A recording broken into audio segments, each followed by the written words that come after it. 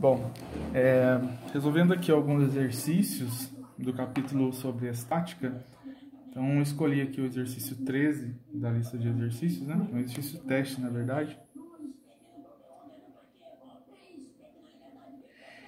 E em que consiste a análise desse exercício?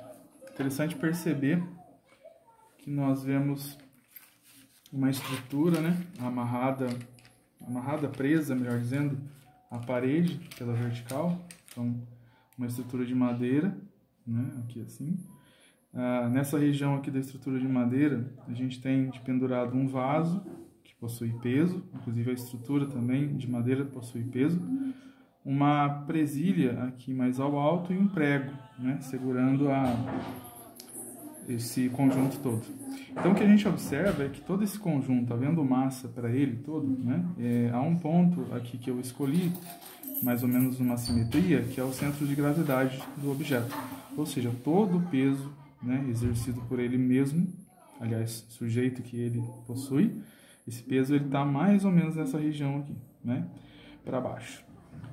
Se eu pensar que há uma região fixa aqui de apoio, né, dessa estrutura de madeira, essa força ela pode gerar um torque, né, girando esse sistema para o sentido que nós entendemos como horário, né? Então gera-se um torque. O torque é de puxão no prego. O exercício fala a respeito de qual é a força de reação que a parede faz nesse prego. Então o prego, por sua vez, é puxado pelo sistema, puxado pela horizontal, e ao mesmo tempo ele é puxado para baixo, por conta de todo o conjunto. Aí eu fiz a avaliação disso em verde aqui, ó. Uma força que puxa, que seria a força referente ao vaso pendurado no sistema, e uma força que traz o objeto para baixo, né? Que traz esse prego para baixo, que é devido a todo o conjunto aqui, todo esse conjunto aqui que é pendurado. Então eu fiz aqui uma ampliação, né, dessa região aqui apenas. Então você vê aqui um pedacinho da estrutura de madeira, aqui a presilha em vermelho, né, do exercício, e aqui o prego em cor preta. Então ele é puxado para o lado na horizontal e puxado para baixo também na vertical, no caso. Bom, a parede resiste a essa força por esse vetor azul, a parede resiste a essa força verde, ó, por esse vetor azul. Ou seja, eu tenho uma componente vertical de reação e outra horizontal aqui para dentro de reação. O conjunto das duas dá uma resultante, né, que é essa aqui pela diagonal, essa aqui é a resultante da parede, questão letra B, exercício 13 da lista.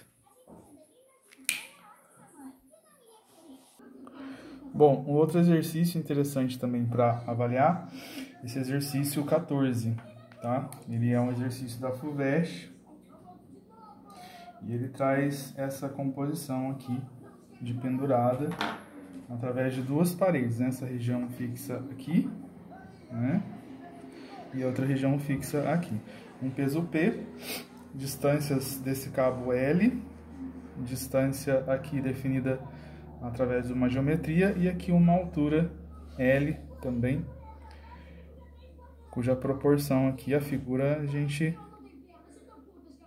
não pode levar muito em consideração, né? Há um ponto B nessa região aqui e um ponto A nessa extremidade aqui. Tá? Fazendo a leitura do exercício, ele propõe que calculemos a força que traciona o fio preso em B. Ele pede essa força aqui, ó, a força de tração que é causada nessa região. O exercício ele não dá o valor desse peso, então eu vou utilizar uma proposta literal, tá bem?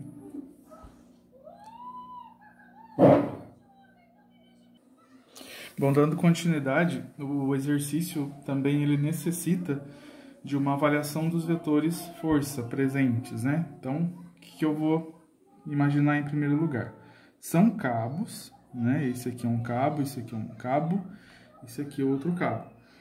Há um cabo vertical ao qual eu avalio a ação da força-peso desse objeto. Então, eu desenhei aqui um vetor peso P vertical. Esse cabo aqui, ele é inclinado, então há uma tração TB, inclusive é o que o exercício pede, TB. E aqui uma tração devido ao posicionamento, ao direcionamento desse cabo aqui que aparece na horizontal, TA, né? Então, os três vetores ali bem definidos.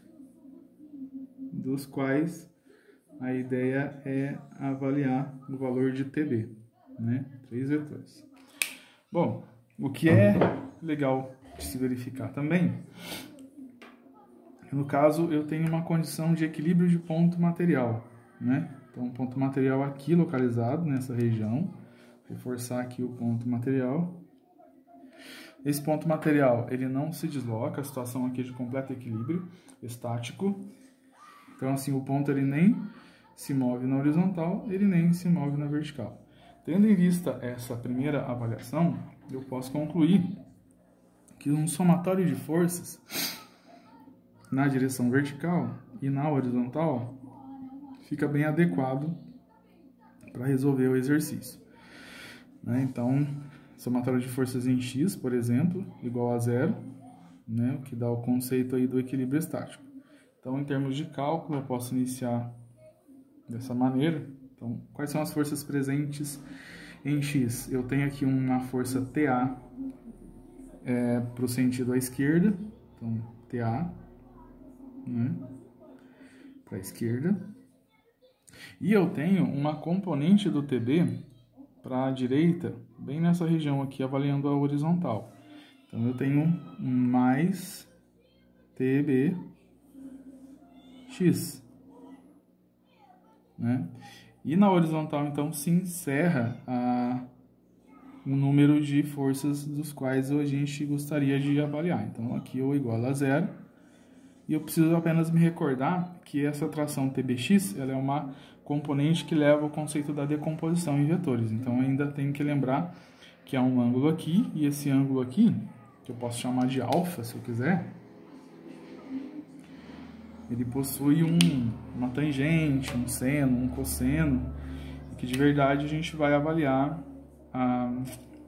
o valor do cosseno aqui, né, para trazer ele para a horizontal.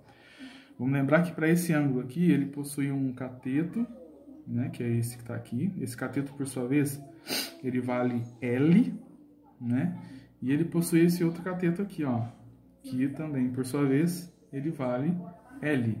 Ou seja, esse ângulo aqui, ele passa a ser, então, igual a 45, por conta da simetria desse mesmo exercício. Bom, uma outra ideia interessante verificar que somatório de forças em x, nós percebemos então que o TBx ele é visto através da decomposição pelo 45 graus aqui, então TB cosseno de 45, cosseno de 45 raiz de 2 sobre 2, e aí eu tenho essa primeira relação, que TB igual a raiz de 2 sobre 2, TB vezes raiz de 2 sobre 2 igual a TA. Então, essa primeira equação aqui descoberta, né, a gente pode chamar de equação número 1, ela vai ser útil para que a gente possa estabelecer uma regra para o somatório em y, né? Então, fiz aqui à esquerda, somatório de forças em y, né? Então, isso aqui vai ser... Bom, como foi observado há pouco, somatório de forças em y, eu fiz a descoberta aqui que a tração em B, que no caso é o pedido do exercício, é raiz de 2 sobre 2, que é igual a peso. Vezes raiz de 2 sobre 2 é igual a peso. Então, assim, duas descobertas. Eu fiz uma descoberta em relação à tração B e a tração A, essa, em relação a essa. Mas o exercício da FUVEST, ele pede que a gente encontre essa tração aqui com o peso, né, como medida de resultado. E aí, então, como nessa equação número 1, né, que é relevante para o exercício, porém ela não possui o peso, ela não fica interessante para ser aplicada. Então, basicamente, eu teria apenas essa linha de pensamento para resolver o exercício da FUVEST. Rapidamente, então, eu faria apenas o somatório de forças em Y, desenvolveria aqui toda a equação, chego nessa proposta aqui, ó, que TB é 2 sobre raiz de 2 vezes peso, né, fazendo aqui o isolamento, e resolvendo a racionalização matemática, eu chego então nesse fim aqui. Então, tração igual a peso vezes raiz de 2, que é, no caso, resposta letra D, né, desse exercício 14 aí da lista de vocês. Então, só uma observação para complementar. O exercício em si ele é avaliado inicialmente a respeito das forças, Somatória de forças em x passa a ser, então, um conjunto de equações não muito importante para o exercício, para resolvê-lo, porém, em termos de conteúdo é bem relevante. Mas, assim, essa linha e essa outra linha de trabalho já resolve o exercício, né, em questão de alguns minutos, tá bem? Então, vamos para o próximo. Bom, aqui a resolução do exercício 15. O exercício 15 ele tem um enunciado, que é um pouco longo, diferente dos outros, e é da VUNESP. Então, ele diz que um corpo de forma irregular, ele é posto a um ponto fixo, que eu desenhei aqui, ponto A, e essa forma irregular aqui eu tentei caracterizar dessa maneira, e quando ele é posto nessa primeira condição, há uma balança do outro lado, segundo o enunciado, que mostra a marcação de 65 kg, né? E a ideia é pegar esse mesmo corpo, né, retirado da ocasião aqui, e inverter o ponto B para o outro lado e fazer essa nova configuração aqui. Só que nessa nova configuração, a balança ela vai marcar outro valor de indicação de massa, né, equivalente à força-peso, 45 kg no caso. E o exercício necessita que calculemos uma dessas duas distâncias aqui, ou D ou D'. Então, para isso, eu procurei avaliar os dois desenhos e, através da avaliação desses dois desenhos, pelo enunciado do exercício 15, fazer o somatório de momento ou de torque das forças em relação ao ponto A, desse lado e desse lado aqui também. Então, dando a ideia do cálculo do torque, o que eu pude descobrir? Desse lado aqui, somatório de forças em relação ao ponto A, o que vai acontecer? Nessa distância D, eu tenho então a ação do peso do objeto, né, mais ou menos aqui seria a região do centro de gravidade dele. Esse objeto aqui ele não é simétrico ou homogêneo. Então eu fiz aqui, o peso ele tende a girar esse sistema no sentido horário, né, menos P do objeto, peso do objeto vezes a distância D, tá aqui em azul, tá aqui. Mais 1,5 vezes 65. Então, a balança ela recebe essa força de 65 kg, que também, por sua vez, ela reage com a mesma intensidade para manter o equilíbrio. Então, como se uma força fosse girar esse objeto aqui no sentido que a gente tem como anti-horário. Então, mais 1,5, que é a distância toda aqui do objeto, vezes 65. Fiz o mesmo nessa ocasião, só que agora isolando o ponto B, né? Então, 45 vezes 1,5, que está aqui, positivo, porque a tendência é que a balança reaja para cima, né, dando o giro no sentido anti-horário, mais, e o peso para baixo, nessa distância D', que vem a ser diferente do D, por conta da inversão do objeto, e esse objeto não possui o seu centro de gravidade exatamente no meio.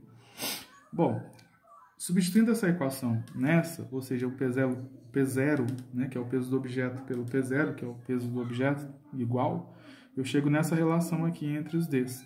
Mas, o que a gente sabe também é que conforme eu giro o objeto, ou seja, eu venho para cá, no lugar desse D, passa a existir um D', né, onde esse D ele vem para o outro lado.